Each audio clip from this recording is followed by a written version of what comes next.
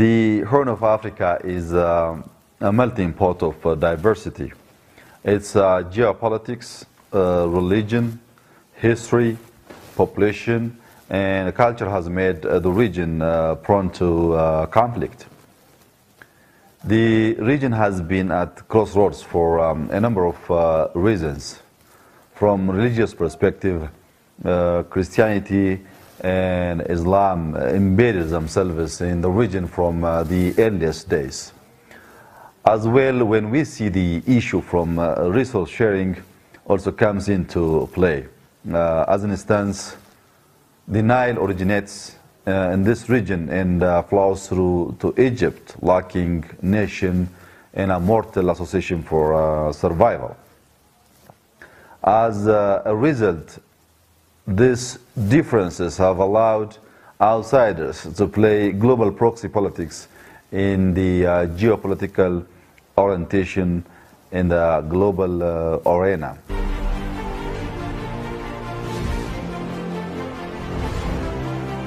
The Horn is like the fragile border of Europe's very fractured southern neighborhood. Its backyard is resided by the Muslim world, including Gulf states, Saudi Arabia, and Iran, who aspire to champion regional hegemony. The recent fallout of Qatar and regional rivalry between Sunni and Shia spilling into the region brought Gulf states, Qatar, Saudi, and Iran fighting for influence in the Horn of Africa. Increasing influence from the Gulf has also brought Israel and Turkey onto the passage. Turkey has tried to balance Emirates' influence through trade and security relationships all along the Somalia coast, including a military base. The Western world also postulates the region as a periphery where geopolitical interests are contested and setting a playing field of regional rivalries. In the geopolitical view based on American security and Chinese economic interests, Ethiopia and Kenya tend to get much of the attention this day. For instance, maritime trade between Europe and Asia is about 700 billion each year passes through the region.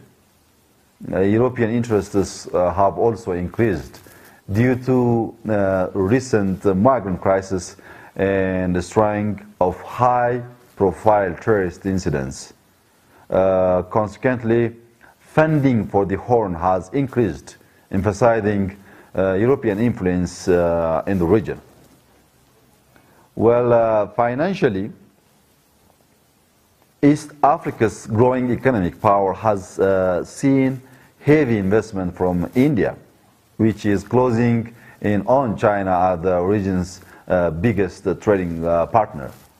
We also consider America and Europe as a major partner in trade alongside more specialized interests, such as the Israel involvement, intelligence and security matters, and the Russian arms trade and the security sectors.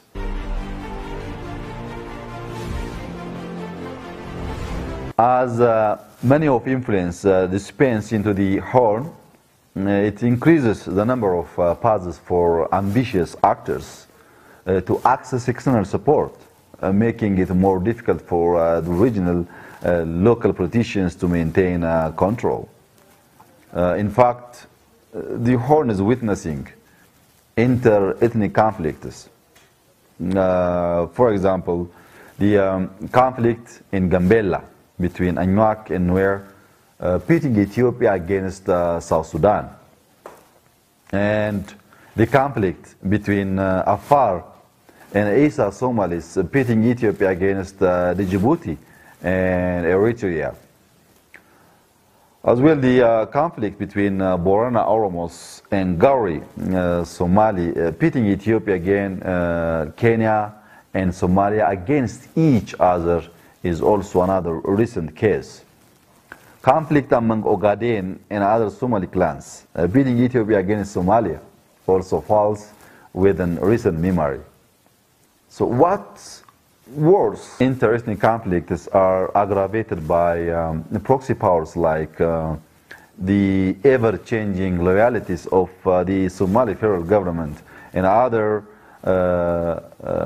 in the region tied to financial and strategic interests are influenced by Saudi Arabia, Qatar, Iran, and Turkey.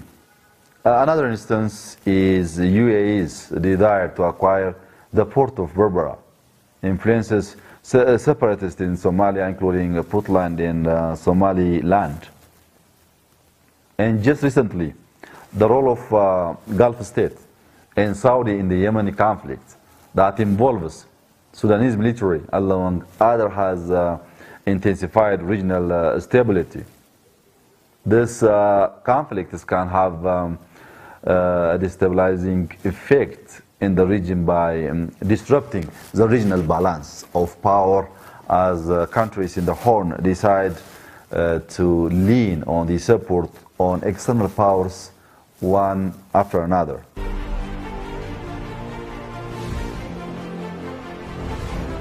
Well, the first one is efforts need to be exerted by states to win over their populations through persuasion rather than coercion, and active engagement of people in mega projects. This will prevent discontents from creating new loyalties that are easily exploited from within or by external actors.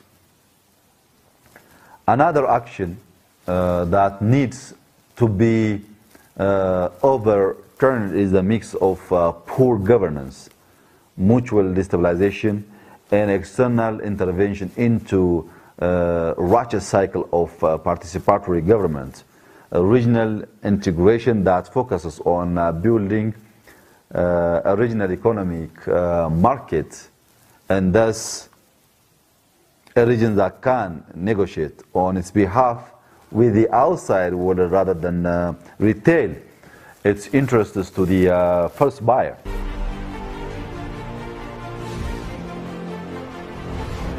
Well, considering the fact that we are at the very core of the regional political dynamics, first, Ethiopian geopolitical position in the Horn of Africa, and second, our involvement as an important peacekeeper in the region, third, our leverage on shared water resources like the Nile, Shabelle, Omo, and others.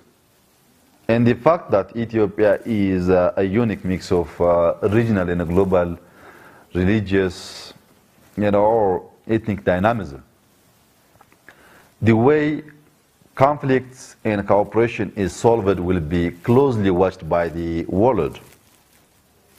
We need to acknowledge the elephants in the room, these emerging actors like UAE, Turkey, Iran, and others.